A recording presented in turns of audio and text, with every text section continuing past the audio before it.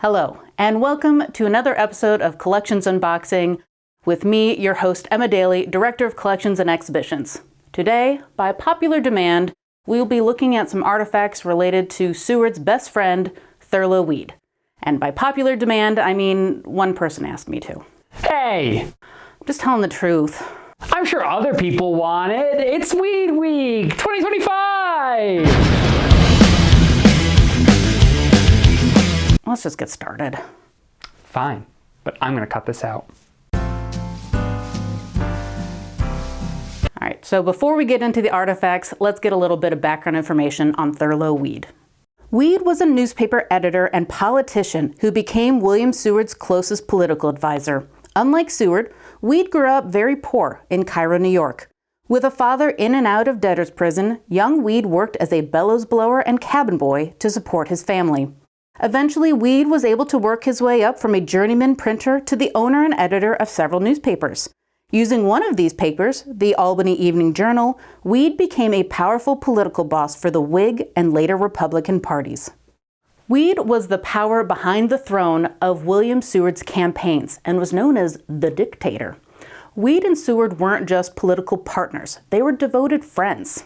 According to letters from Frances Seward, her husband and Weed would sit close together by the fire and often talk until midnight.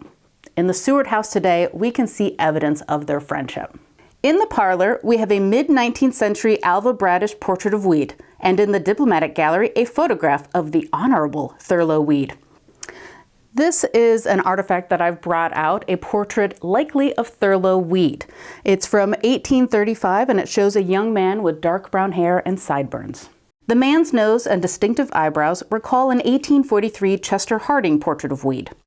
We can also spot this portrait in an 1880s photo of the Seward House parlor, hanging alongside close family members and Seward's other political mentor, John Quincy Adams.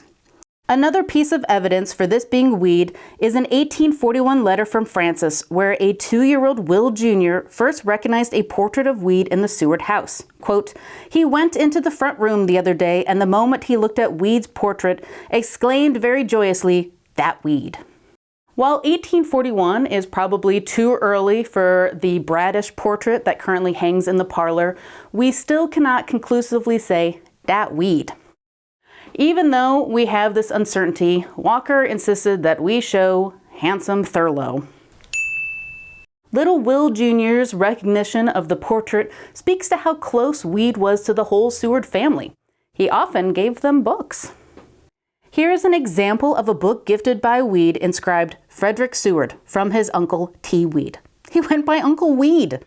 This book, titled Love Token for Children, designed for Sunday school libraries, is a religious instructional text for children printed in 1838.